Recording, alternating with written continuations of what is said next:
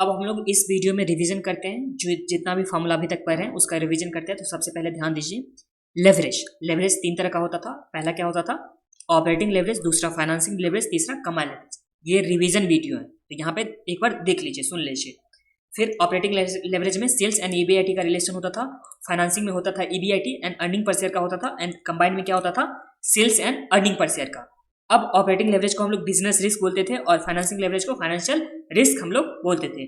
अब operating leverage के लिए फॉर्मूला क्या होता था? तो हम लोग का ऑपरेटिंग लेवरेज के लिए फर्स्ट फॉर्मूला होता था contribution by EBIT. Contribution by EBIT हम लोग का फर्स्ट फॉर्मूला होता था। सेकंड फॉर्मूला क्या होता था? तो percentage change in EBIT by percentage change in sales, ये हम लोग का सेकंड फॉर्मूला होता था। Percentage change in EBIT by percentage change in sales. देखिए नॉर्मली क्या हुआ, कंट्रीब्यूशन बाय ईबीआईटी, बट यहाँ पे उल्टा हो जा रहा है, percentage change in contribution by percentage change in sales हो जा रहा है। उसके बाद ब्रेक इवन पॉइंट का हम लोग सीखे थे। तो ब्रेक इवन पॉइंट निकालने के लिए पहला क्या होता था? Fix cost divide by contribution per unit, ये होता था नंबर ऑफ यूनिट निकालने के लिए। अगर वैल्यू से अगर हम लोग को वैल्यू निकालना है ब्रेक इवन पॉइंट का, तो उस टाइम में हो जाता था fix cost by PV ratio. तो यहाँ पे वैल्यू निकालने के लिए पीवी रेशियो से डिवाइड करते हैं, और यहाँ पे कंट्रीब्यूशन पर यूनिट से डिवाइड करते हैं जब अगर यूनिट में निकालना होता था ब्रेक इवन पॉइंट तब।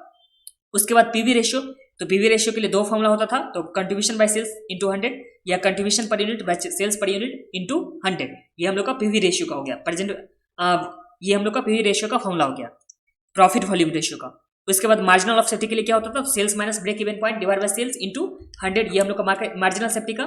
फिर ऑपरेटिंग लेवरेज का एक और फॉर्मूला होता था, जो क्या होता था? 1 divide by marginal of safety, ये हम लोग का ऑपरेटिंग लेवरेज का फॉर्मूला हो गया। उसके बाद इनकम स्टेटमेंट हम लोग किए थे। तो इनकम स्टेटमेंट में सबसे पहले कहां से स्टार्ट कर देते? तो सेल्स से हम लोग स्टार्ट कर देते। फिर सेल्स में से वेरिएबल कॉस्ट माइनस करने के बाद हम लोग को क्या आता था? कंट्रीब्यूशन आता था। फिर कंट्रीब्यूशन माइनस फिक्स कॉस्ट करते थे, तो हम लोग का क्या आता था? ईबीआईटी। फिर ईबीआईटी में से इंटरेस्ट माइनस करते थे, तो अर्निंग बिफोर टैक्स आता था। फिर टैक्स माइनस करने के बाद हम लोग का क्या आता था? Earning after tax.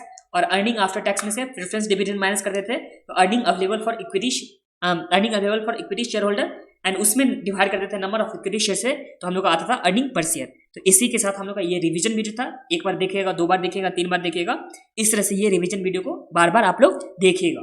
ये होगा तो मैं यूट्यूब पे भी डाल दूंगा, तो वहां से आप लोग देख लीजिएगा। ओके, तो चलिए अब हम लोग चलेंगे नेक्स्ट वीडियो में, नेक्स्ट टॉपिक करते हैं।